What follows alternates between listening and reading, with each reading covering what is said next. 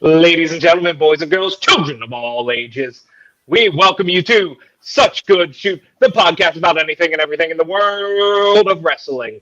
Today, over that way, we have coming in today at 47 stones and 6 pebbles from the great state of Ohio at the amazing age of 3.5 dog years, Shane! Hi, guys. Hello. And down below, from way up there in Vermont, where we have Bernie Sanders, Fort Ticonderoga, stuff like that. That's New York. Oh, well, aren't you always just trying to take shit from New York anyway? No, fuck them. We got Ben and Jerry, though. Get ready. Wearing the Chic of the Week shirt. He is Ben and Jerry's biggest fan, Isaac! Not by size, though, just by passion. Yes. And coming to you live from the Creaky Tiki Studios here in scenic Northern Virginia, weighing at, the scale told me to get the fuck off today. I'm your host, Dozer. Let's get it on.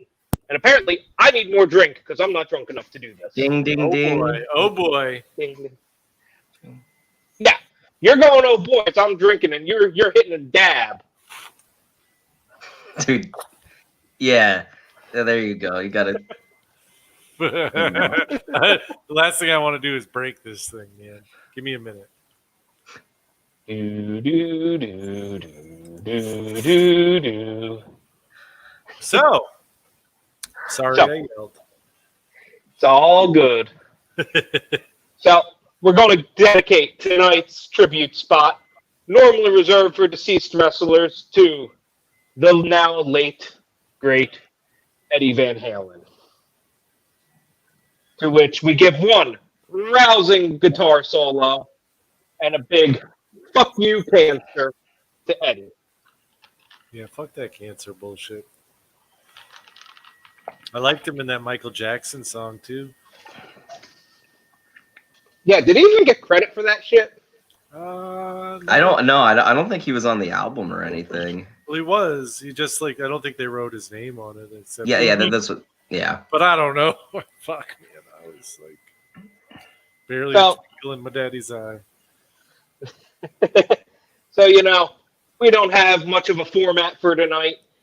The big thing is we all sat down. We actually took time. We watched Takeover 31. Yeah, see, you better fucking be appreciative because I actually watched wrestling for this wrestling podcast. I watched wrestling and I took notes, which I left in the cigar room. Ah, I watched wrestling and didn't take notes. yeah, but you don't know how to write, so. No. And this kind of journalism right here is why we are the premier wrestling podcast that all of 7.5 people watch. Oh yeah, we are the premier wrestling podcast for Shane's girlfriend. Yes, And we're Dad. breaking new ground. Yes. We do have a good show. No, I'm not talking about NXT. You Yeah. shut your mouth. Oh. He's talking about us, damn it. We're better than NXT. Yeah. So I think the first thing we have to discuss is the dramatic reveal of the Cruiserweight Championship, the Capitol Wrestling Center, where we've repurposed the logo from the Cruiserweight Classic. It's Did no one else catch that shit? I kept noticing it, I didn't really pay attention. but to I just it's the fucking Performance Center still, isn't it? But it's got fucking attitude now, dude. Did you Does see the not have chains? attitude. The pomp and circumstance? It felt like it was an asylum. And we Did were it? locked in with them. Yeah, dude. I was terrified. I never got that feeling. I felt like I was Oh. being fucking. Yeah, I felt like I was sitting in a goddamn room at the NSA watching people on fucking 10,000 different screens about to have a seizure. Right. WWE Minority Report. I liked the venue. They named it terribly. It's the one time they could have named the venue the Asylum, the Impact Zone. Anything's better than what the Capitol Wrestling Center. Apparently real quick, I did read something. Apparently they named it after some promotion like they gym. named it after Capitol Wrestling Yeah. Company or whatever, which was Vince Senior's original promotion. Yeah, the original, but who gives a fuck? And nobody knew who that was. Nobody fucking. There's nobody out there who's like, oh, I'm so glad they fucking are like doing a nod to that. Nobody gives a fuck. Yeah. It ain't near the capital of Florida. No, they should have. Near the capital of this country. The only thing it's near the capital of is rodents. It would have been cool if they had called it the power plant. If you want to fucking like do a nod to something like an older venue, an older space that somebody like the people still recognize. And it would fit the arena more. And it's still the training center. Yeah, that would have worked better. Yeah, but the power plant's WCW, right? And it was the WCW like training facility. Like it was there. Vince would never put his name on that, though. Well, they're fucking doing that. They're putting WCW's name on everything else in NXT. Remember NXT Halloween Havoc? Yeah. Spoiler alert. Yeah, I'm just saying, like, I don't think it's that crazy of an idea, and it's a way better name than the goddamn fucking whatever they call it, Capitol Wrestling Center. The Capitol Wrestling Center sounds like something we watched a shitty WCW pay-per-view from. Yeah. Yeah, I mean, it sounds like fucking some fucking outlaw mud show shit. So, that's the arena. Yeah. We come in, we have our commentators of Vic Joseph, who, as Isaac said, who the hell is he? Who the fuck is Vic Joseph? Yeah, I genuinely know idea. And then, did Wade Barrett just disappear at some point? They Skyped him. Him and Beth Skyped in. Yeah. They weren't there. Did they lose Wade Barrett at some point, or am I just like making that up? Because it felt like there was a while where there was just no Wade Barrett commentary at all. I mean, I didn't really notice that. Especially towards the end of the pay-per-view. Maybe I'm just fucking crazy, but I heard that, and I heard Vic Joseph, because Vic Joseph, and I'm sorry, I'm just jumping ahead a little bit, but like the one thing that I kept hearing over and over again, especially in the main event, is where is this coming from? Where is this coming from? Where is this coming from these men? I'm like, Jesus fucking Christ. Yeah, I get it. It's been a long match. Shut the fuck up. Like the first half, I was like, yeah, this guy's pretty good. The first half of that pay-per-view, I was like, this guy's not bad. Like, this guy's play-by-play is pretty solid. By the second half, he fell fucking apart. He was just fucking stammering and tripping over his words and saying the same shit over and over again. I was like, oh. He ain't no Mamma Mia. We got that. No. I really do miss Mauro Ranella. Like, there's something about Mauro Ranella that really, like, made every match he called feel special. Absolutely. So, I'm looking at the card here for the event, because I always pull it up, whether it's 5 matches or 27 matches, just to be safe. Things I did not know. 1, there was a pre-show. Which we all said, wait, what? What the fuck are you doing putting a goddamn dark match or a pre-show? That's where I was getting. There was a pre-show. And then there were dark matches. So there's a pre-show and dark matches. Yes. Some of those people in that were in the audience had to have been real audience members. They're not going to run dark matches to nobody. They're just not. Like, okay. Well, I mean, if it I is don't know part of who the performance center and it is part of like that, they might. But I mean, still, like they're doing a dark match for 12 people. One of the people in this dark match name isn't even clickable. They have no Wikipedia page. who is it? Emily and Hold on.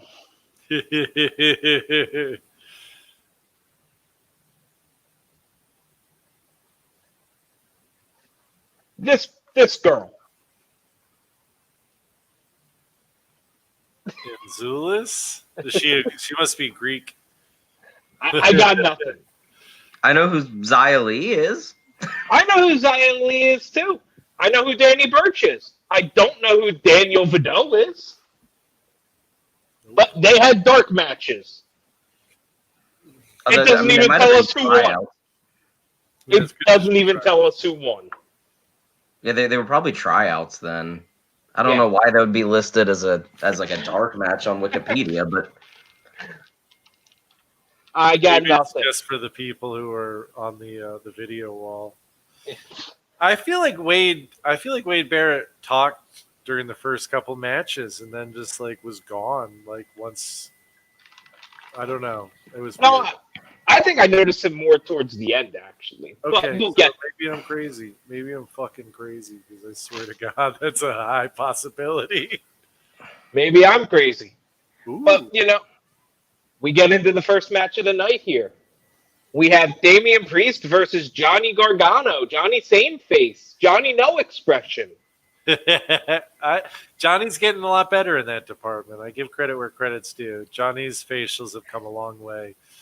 And his in-ring ability has somehow gotten better too, even though he already was at a very high level. Damian Priest, like, he kind of bugs me, and I think I figured it out. I think it's just the name. I think it really is just the name. I think I fucking hate the name. I think it's just I hate the name. And I think something about that, I'm just like, yeah, I fucking hate him, dude. I hate the name. I hate the gimmick, but I like the wrestler. He's got a good look and he can go. I was like, man, I'm trying to hate on his fucking in-ring work, and I got nothing bad to say. He was fucking solid. It wasn't my favorite match of the night by any means, but as far as like an opening match and getting things started, like it was solid. It was a solid like 2.5, 3-star match. 2.5 probably.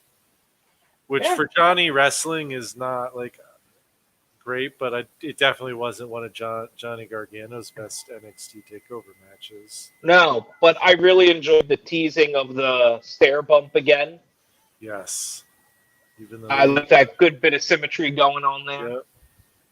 God, that was a great bump. Yeah. Luckily, they didn't do it again.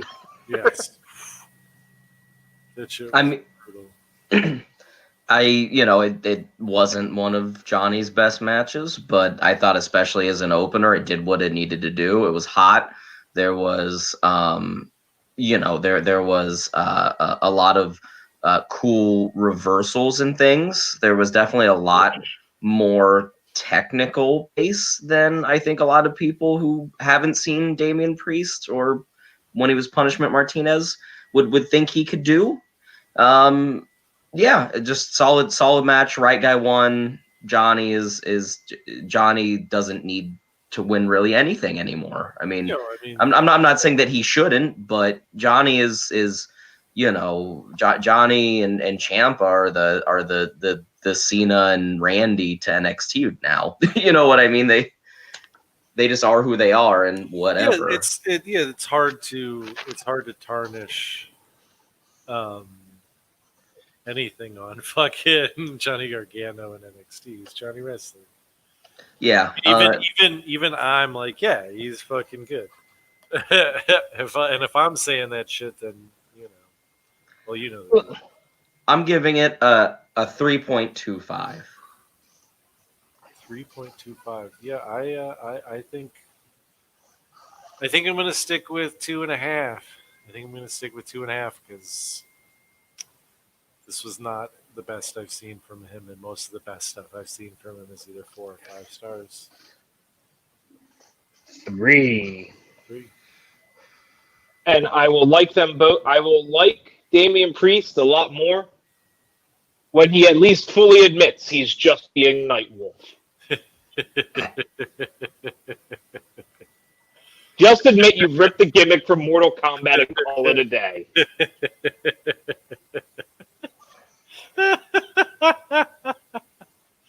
Oh man, wouldn't be the first time. Would And not it won't be the last. time. No way. Nope. They love that. Holy shit, dude. So, coming up next, we have one of the hottest talents of New Japan Pro Wrestling taking on a pedophile. We have Kushida versus Velveteen Dream. Didn't he just Allegedly. Yeah, Allegedly. okay, let's use allegedly. Yes, okay. Allegedly. He's allegedly from New Japan. Velveteen Dream is a rapist. No, No, he's allegedly. We don't need to be sued for libel. he is allegedly a textist. Yeah. But yeah, that match was fucking dope. God, I love. Okay, just the dynamic of having fucking Kushida come out, right, as his fucking like his Marty McFly gimmick, right? Yeah. And then having Velveteen come out as fucking Doc Brown or whatever. Yep. That was awesome. Was awesome. It was so good. And fucking say what you want about Dream. The dude can fucking go. Like, obviously, like, if whatever they said is true, then yeah, like, that's fucked up. But so far, like, the WWE is usually pretty good about fucking handling talents that have these kind of accusations recently. So, like, who knows? But goddamn, that match was fucking awesome. Yeah. Fire. Yeah. Fire. And I made this comment just privately as Dozer was watching it last night. It was really cool to see Kushida wrestle a very New Japan style. And even in NXT where they have a lot more leeway to kind of wrestle however they want, you don't see that really true New Japan pacing and just inner working of styles that much, just because they have to work with other guys. I mean that's that's Japanese work rate. But on the other hand, then you had Velveteen Dream, who is this very, very Western superstar. You know what I mean? Kushida's a wrestler. Velveteen Dream is a superstar. You know, and that's not to demean him in any way, but it created this really, it created this really interesting mix of like Kushida just beating the piss out of him and then twisting his leg up, and then, you know, Dream would come back with like some flashy punch, and then like a fucking Death Valley driver, and like I man, fucking Dream can sell like a motherfucker too. Yeah, let's hear about Shane. Why is Aaron's theory about Dream correct? What Aaron's theory about yes, that theory. So as we were watching, Aaron was like, oh, like I can see this ending in like a DQ or something, and then they're gonna write Dream off. And I was like, there's no way. Like he's wrestling. Why would they write him off at this point? They've just brushed it under the rug and are dealing with it, you know, privately, or are still letting him wrestle while doing the investigation or whatever. I was like, oh, there's no way. And then obviously after spoiler warning, Kushida wins, and then he keeps coming back and like just stomping him and putting him in holds and things. I was like, Aaron, you were right. I think he's definitely getting written off. We'll see. His immaturity shows, according to I do like people saying that that was a Kushida heel turn. I think it's just a bad baby face. Tweener, as they like to call it in the biz. Yeah, I mean, I just think he's a fucking Japanese wrestler. Well, that's the thing I felt like there was no point where I felt like that was like anything but like a New Japan, like you were saying, match, including the follow-up where he was just like, yeah, I mean, he had been disrespected by Dream, and that's why he did that. You know what I mean? This wasn't like him, I'm a bad guy, so I'm just gonna kick his ass even more. That was like, you disrespected me, so I'm gonna make sure you respect me from now on. And that's, it wasn't like there was a moment where he like went from like being like straight and snapping or anything. He was just like, "Fuck you, man." Yeah, he attacked him before the bell. It was good. Plus the Doc Brown shit, being like, yeah, like all of it was like a shot at him or whatever, and he fucking took it personal. It was dope. It was fucking super dope. God, that match was good. That was a 4-star match for me. I agree. 4-star match as well. Yeah, I mean, really, like, I mean, Kushida is like one of those guys that even when I first saw him as like in the time splitters and shit, I was like, his entrance was, I was like, this is Back to the Future. Like, what the fuck? And I'm like, this is ridiculous. And then I saw them in the ring, and I'm like, holy shit, dude! This dude's On a, and on just a real life wrestling fan note, real quick, it was nice to see them actually give Kushida a win, because he's been like probably since they got Kenta, like the biggest NXT fail. I mean, and they've just done nothing with him. They did nothing with Hideo Itami, Kenta, and I'm just like, man, they just don't know. Like, since Shinsuke, they just don't know what to do with these Japanese Japanese men's wrestlers. They're fine with the Japanese women, but yeah, they're really good with the women in general. Like the women's division in WWE from NXT all the way up is the best in the business. It's the best. Oh yeah, of any time in any fucking promotion ever. It's so. I mean, there's been like rumblings where people are like AEW's women's division is close. I'm like, it's not even in the same ballpark. No, it's not the same fucking sport. They're not doing the same thing in any way. Like the best women wrestlers in the world, all of them, without exception. I mean, you've got 1 and 2, like very easily being Charlotte and Asuka. Yeah. Oh, absolutely. Yeah, and then you've got Bayley, Sasha. Yeah. I mean, and Becky whenever she comes back. Well, and then you've got you've got you've got Shayna. I mean, and then you have girls that don't even get the time of day because of how talented or for whatever reason getting pushed. You've got like Ruby Riott and so some really talented up and coming ladies. Iconics. Yeah, the Iconics, Sonya Deville. You've got Mandy when she's not super botching on like 2 SmackDowns ago. And even what the fuck is her name? The one who's Joker's girlfriend or whatever. What? Alexa Bliss. Yeah, there you go. See, you know what I'm talking about. Alexa Bliss. Yeah, and her, like, she's come so far. Like, she's come so far from her days of fucking being like Buddy Murphy and what's his name's valet. Wesley Blake, dude, the son of Anarchy now. Don't get me started on Bianca. Wait, his name is Son of Anarchy? No, it's one of the Forgotten Sons. Oh. Yeah, the biker dudes. That are going to be totally buried because Riker can't shut his fucking mouth up.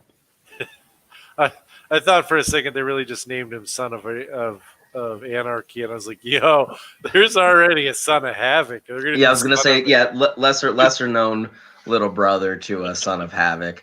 And Son of Havoc is dope. He's fucking Matt Cross, Cleveland, Ohio. Mm-hmm. I don't know. Well, Vince buries them once they get on the main roster for the most part. Although, yeah. Yeah, no, I was going to say some luck more, but they definitely ran her into Charlotte right off the bat. Yeah, but I feel before we get to the women, we had a Cruiserweight Championship match. It happened, and it was fucking awesome. Yeah, we had Santos Escobar with 2 other guys taking on Isaiah Swerve Scott. I don't know any of these people, and I was almost going to skip it. And then I remember seeing one of you guys in the group chat say something about it being decent, and I'm like, all right. And I was like, yeah. Fucking Cuerno, dude. What? Elio del Fantasma, aka the can't remember what Santos his Escobar. Yeah, that's Cuerno, dude. How the fuck am I supposed to know without a goddamn deer mask on? Because I think Shane told you 2 weeks ago, too. 2 weeks ago.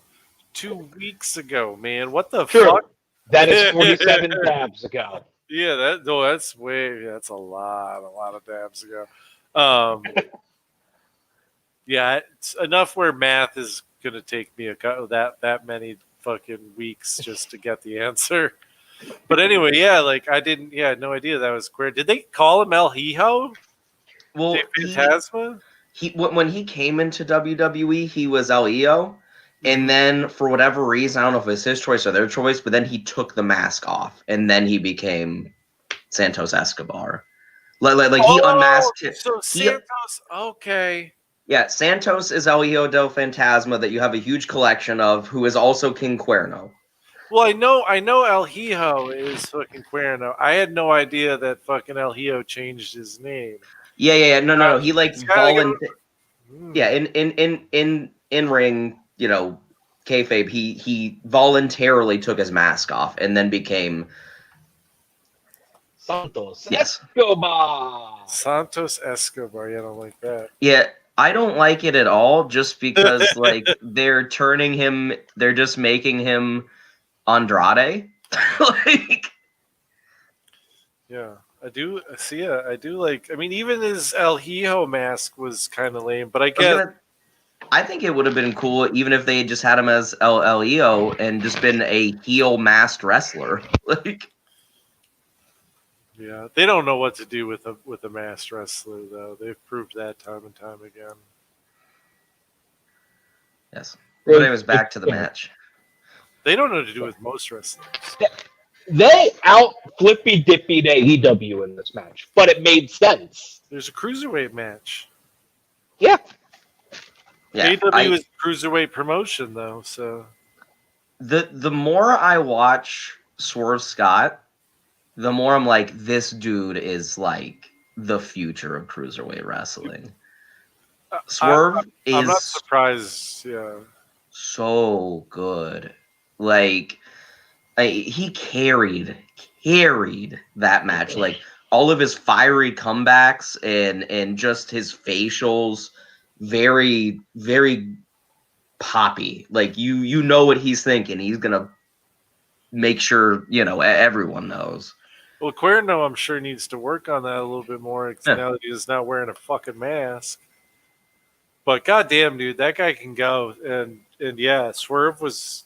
I was super impressed. Even just like the bump he took on the outside of on the apron where he hits his head on the exposed buckle. He attempted to hit his head on the buckle. It looked good as long as you didn't watch the replays. Oh, I thought it looked like shit the first time I saw it. Yeah. I mean, I immediately went, "Oh no!" No. I thought it looked like he hit his head on something. And then, mid-match, the goons interfere, and then some guy we don't really know comes out and saves the day for Swerve. Yeah. Which, let's start taking bets now. When Vince gets his hands on Isaiah Swerve Scott, how many names is he taking away? It's just going to be Swerve. Well, here's the thing. Vince makes no sense. It could just be Scott. It's just Isaiah. No, he's going to be Swerve, dude. Mustafa Ali got his first name back. I mean, granted, he's the leader of Retribution now. Mustafa is downgrade. But I don't mind Mustafa as being the leader of Retribution. Like if you follow him on Twitter and shit, it makes sense. But yeah, but at least he's the only member of Retribution not named after odd Urban Dictionary things. Yeah, but it's like, oh yeah, the Mustafa Ali guy is a terrorist. So does this officially make him the hacker or not the hacker? No. I believe that distances him from being him from being the hacker. But anyways, yeah, he got his first name back.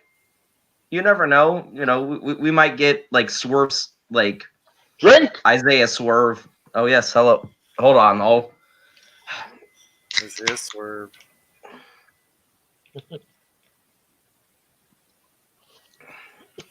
But yeah, it was Anyways. a good match. I mean, it was for what it was. It beat expectations. I liked it better than the opening match. I give it a 3-star. It wasn't incredible, but it was not bad. Did we? Yeah, we did. Sorry. It's funny. I'm not surprised. I liked it as much as I did finding out that was Cuerno. But it also makes me realize that I really do just like that guy as a wrestler. Isn't Cuerno that shit that's in tonic water? Quinine, bro. Come on now. See, I did not like the match as much as I liked the Gargano Priest match, but it wasn't that far under it, so I'm just going to give it a 3. There you go. I think it's the hacker. He's gone. It's the hacker was the anonymous Raw GM. Hornswoggle? Yeah, no, Hornswoggle was just a QAnon deep fake, bro. Oh, they're playing the super long game. Okay. Mm-hmm. By the way, 4 out of me. Distraction. You give it a 4? I give it a 4. I enjoyed the shit out of it. I enjoyed it more than the opener. Yeah, I did too. I definitely did. But wow, all right, cool. I like it. Okay. Now we come up to the women's title match where we have Io Shirai taking on the Poison Pixie Candice LeRae. Who's like the Gargano. A twin of fucking Alexa Bliss. Dude, I fucking love Candice LeRae. Yeah, and I love Alexa Bliss. I'll tell you what, I was not sold on her until this match. This is the first match I've seen of her where I'm just like, because I haven't seen a ton of her stuff, but where I'm like, holy shit, she can fucking go. She can go. You know, the thing is, she and Io have wrestled a lot. Like when Candice first turned heel, I'm pretty sure. Oh no, when Io first turned heel, Candice was like her first feud, and they had like a pretty fucking good like cage match, and they've wrestled a ton just in the NXT medium. All around solid match. Got a little goofy towards the end. I thought it was legitimately funny, but I can see where some people might have been a little bit turned off by the Johnny run-in and the goofy shit, but You reminded me of that shit. Honest question: if I put on a ref shirt, can I be a WWE ref if I just appear in the ring? Here's the thing: is they kind of in that universe have established that that's true. In a way, like there is like a certain precedent that's been set, as weird as it is, that like I think it's like an unwritten rule that if a referee has taken one, if not 2 ref bumps, that if you can get a referee shirt on, you're able to run in up until like the referee is up until they can get a real one or something. It wasn't my favorite thing I've ever seen. Like I think it was unnecessary, personally. Gargano way. But at the same time, like I feel like it took a little bit off of the loss. Yeah. But I don't know, like it wasn't Also, it wasn't offensive. I won't say it was offensive. Like it wasn't like this is bullshit. Io gave Johnny like an incredible nut shot too. Like they showed a replay of it, and like he had to have had a cup on or something. I mean, because she kicked him. Like usually you can see they go off to the side. I mean, she was just foot on sack. It was what was the? They did that in the fucking cruiserweight match too. Am I wrong? Oh, was that the cruiserweight match? There was one where there was a ref distraction outside. might have been the cruiser. I don't. For some reason, I was thinking. No, it was the cruiserweights because they did the thing where he fucking went off the top rope, pulled the security guards in, and while the ref was checking on the security guards or whatever, he fucking just booted him in the balls. I was like, yo. Oh no! That wasn't the cruiserweight match. That was the Johnny. That was the Johnny Priest match, and that explains why I got it confused with this one. Okay, that makes more sense. All I know is, somebody got kicked fucking hard in the dick, dude. I was like, Jesus Christ. It caved his balls in. But yeah. I really liked Candice, like, keeping going back to, like, the heel shit. Because, like, now she's a heel, and, like, you could tell she was, like, trying to, like, step out and actually wrestle Io to death, and it wasn't working. So she would just constantly, like, meander back to, like, an underhanded tactic, get the upper hand, and then 5 minutes later have to do it again because Io just kept on wrestling her way back. And I also like her using, her meaning Candice, using the Gargano escape now. It really establishes them as a big bad power couple. And didn't she rock a crossface at one point in there too? Mm-hmm. Yeah, it was a nice little crossface too. I thought that was it was pretty nice. That was a good match. Mm-hmm. That was 3.5, 3.75. I put it right on par with the opener, 3.25. I liked it definitely more. Damn, I'm like the finish judge today. 4. It was a really good match. I feel like the next one was a 4, and that was the best of the night, the main event. So, coming up next, we have for the NXT World Heavyweight Title, or just the NXT Championship, whatever they call it. Finn Balor taking on Kyle O'Reilly. Auto Parts. Yeah. It's the jingle. That's our official sponsor for the night. So if you need like some nuts or lube or some tranny fluid for your your tranny, go down to O'Reilly's. Whatever, dude. Shane, you don't drive, but my car has a tranny and it needs fluid. And I go to O'Reilly for that. So yeah.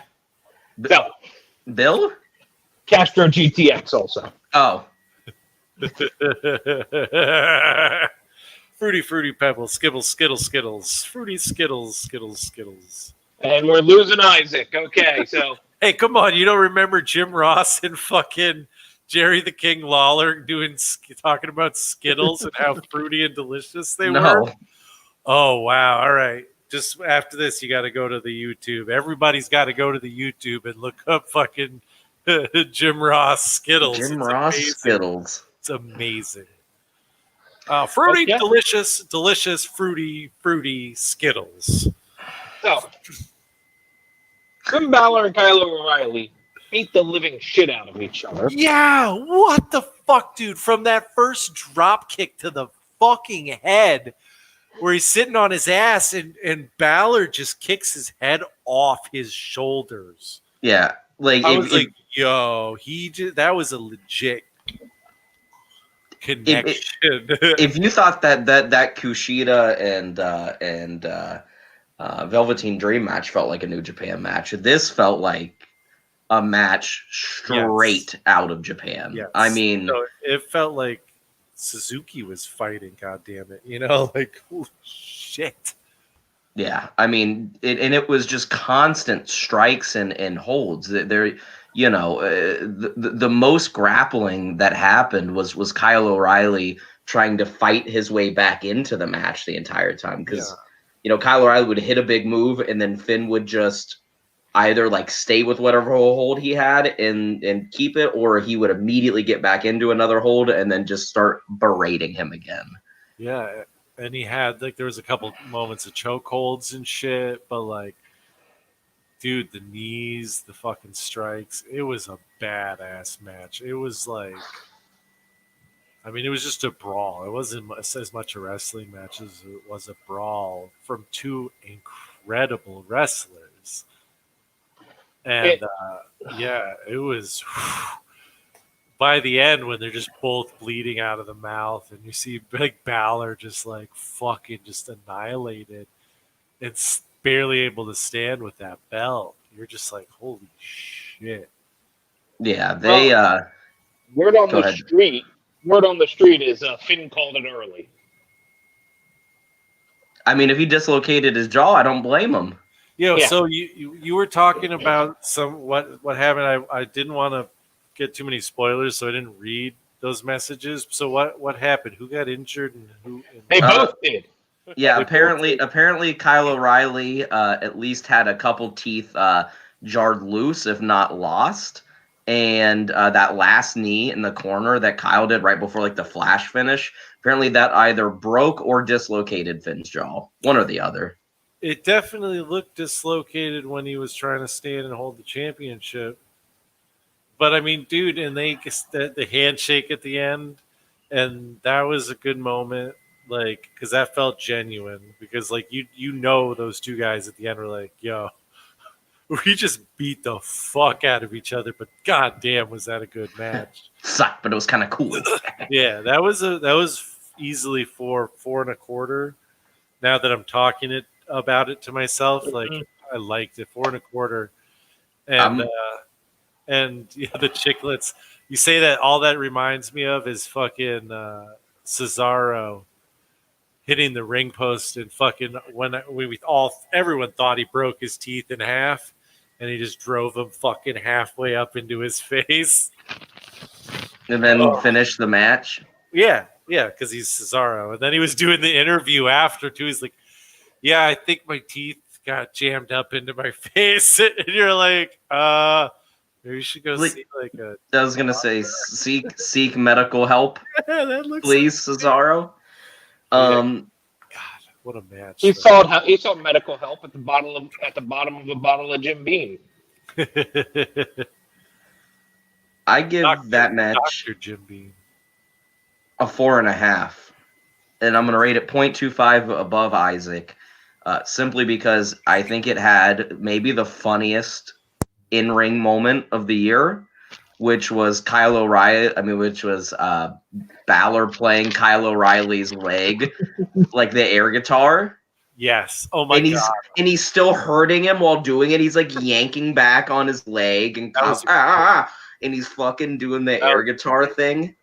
I would have given it a 4.5, but the maybe I should give it 4.5, but I'm sticking with 4.25. But the nonsense at the end with fucking Adam Cole, baby. And see, I don't think that hurt the match at all, though. Like, because like they had already been done with it. You know what I mean? Like they already did the handshake, and like to me, that's the end of it. Like the watermark. The end of the pay-per-view for me.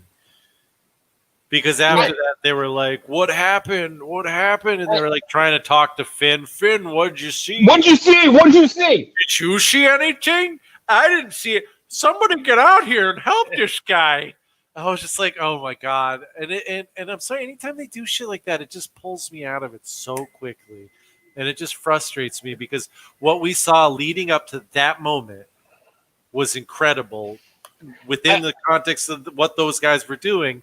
And then at the end, it's just like, oh yeah, that's right. This is all just like a skit. That's right. It's just a big skit. And I just love how in WWE, the universal sign for you got your ass kicked off screen is to half rip your shirt.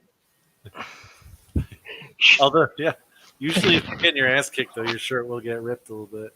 Yes, but every time it's always just half ripped. Half ripped. It's like a perfect rip, too. Yeah. Yeah. It's almost like it was done with scissors. Yeah. Oh my god. But yeah, it just Fish and now see. The other guys fucking. Oh god, that was brutal for me. That was brutal for me. What did you see? Are you all right? Are you all right? Are you okay? Oh, Something we missed earlier, real quick. Welcome back to Tony Storm, and more importantly, Ember Moon. Yeah, It that was was a good moment. wonderful to see. Yeah, because I thought her she was back. done. I thought she was all. That was a lot of the. She's been gone for like a year and a half That now. was all the talk was that she was never going to wrestle again, and so to see her back was a genuine surprise. So And surprising she landed in the right place. Yes. At the right Oh, time. I marked. I believe I went, oh, it's Ember Moon. It's Ember Moon. Yo, that's cool. That's a really good mark, man. Yeah, I mean, it was a little bit more jubilant then. Oh, yeah. You know, not quite sure what was going on with the little Terminator gimmick, but whatever. I was like, oh no, the ninjas are back. I was like, oh no. And then I was like, oh, okay, yeah, it's cool. Dude, it's Akira Tozawa. He's come to kick Io Shirai's ass.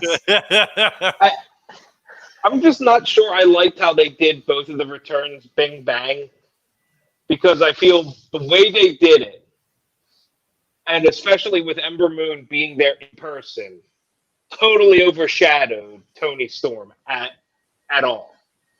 Yeah, I barely noticed the other one, I guess. Was that the little video package with the blonde? Yeah, okay. Yeah. Gotcha. I mean, yeah. Tony Storm was gone because of COVID, though, and I'm guessing now she's able to get back into the States.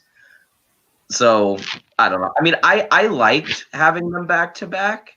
Like, yeah, it sucked for Tony because she couldn't be there, but at the same time, immediately it's just a huge gust of life back into the NXT brand, because they just lost Tegan Knox to another like ACL tear or something, so she's gone, and she definitely looked poised to kind of break that glass ceiling soon. Within the next 6 months, a year. No other title shot. Hard that you can do it. You have to do it around that anyway.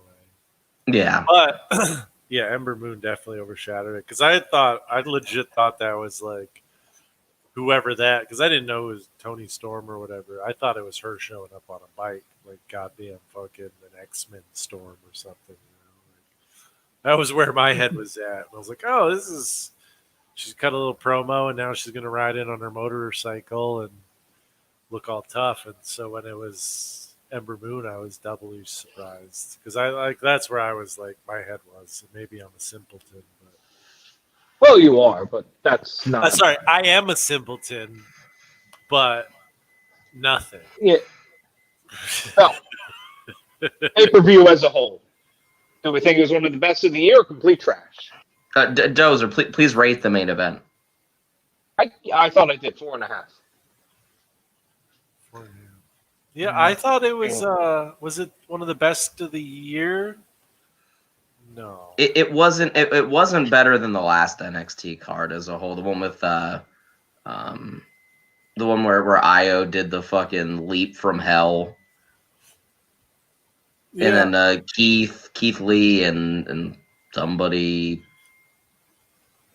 Yeah, I feel like as far as like It's so memorable. Clearly. Oh no, it was Keith Lee and Johnny, because Johnny hid in the house and got pounced through the plexiglass. Yeah, there was some really good ones this year. I definitely don't know if this was up there, but it was the good matches were really good. But they were all good matches. Like if you're like, I don't know what to do with my wrestling time.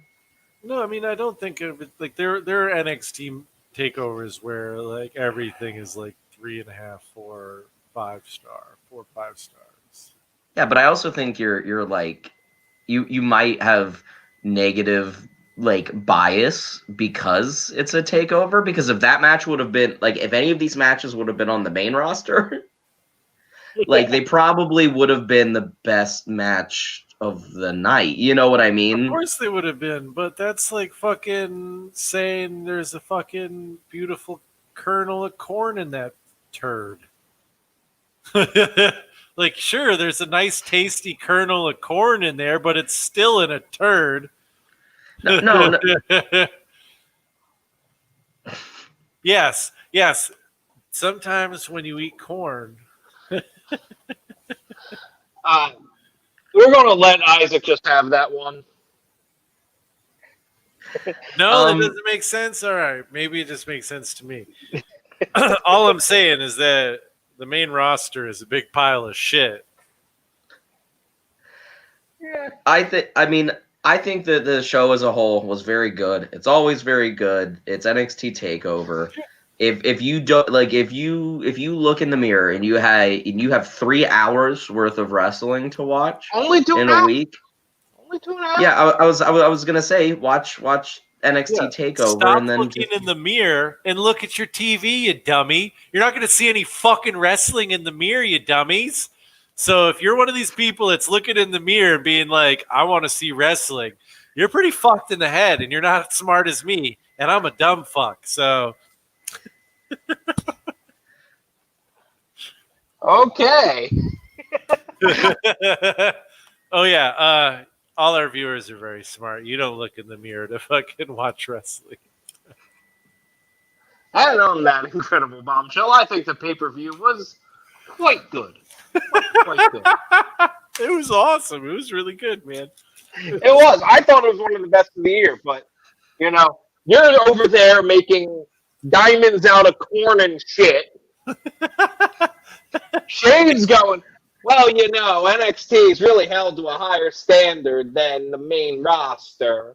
It's just higher quality. I don't know if it's held to a higher standard. And I'm sitting there going, the pay-per-view is a pay-per-view, and it's one of the better ones because we've had some shit-ass pay-per-views this year. We've had some good ones, but we did have the greatest match! Oh, and we had the Stadium Stampede. dude, Stadium Stampede was awesome. Oh, my Money God. in the bank. We in had the Money bank. in the Bank. Oh, fuck, you're right. Money in the Bank was also awesome. This was one of the best of the year. By far. Wow, you're right. No, We've had some good ones lately. You shut your mouth, Shane. You shut your whore mouth. Dude, I still had fun with it. Oh, God. No, you're not allowed to have fun watching wrestling. No, I know. It's the worst, man. Break your back, fuck your ass, make you humble like Iron Sheik. I think we should end with our new segment. Sheik of the Week. Sheik of the Week. Shane, pick out a Sheik of the Week. Okay. The best Iron Sheik quote of the day. The Iron Sheik wants us to know today, all of you be a nice to each other, you dumb son of a bitch. 5 hours ago today. Thank you, Twitter, for giving us fucking unadulterated access to the mind of the Iron Sheik. No, nobody really needs that. Oh, I do. I want to know whose ass he wants to fuck and make humble. Until next Jabroni rabbit tricks are for kids, you dumb son of a bitch. Yeah. Sorry, that one deserved to get on the show. Until next time. He's Shane. He's Isaac. I love you guys. I'm Dozer. And remember to like, subscribe, ring that goddamn bell icon. Find us on all your favorite podcast catchers, which if you do, bravo to you. We don't put out an audio version of this yet. Yeah, We're only here live. If you find the audio version, send us a link. Yes. And remember, even the Blue World Order can be sexy if Asuka's doing it. Oh my God, yes. Till next time. Still my heart. Goodbye. Bye. Farewell. Bye-bye. I say Alviter says.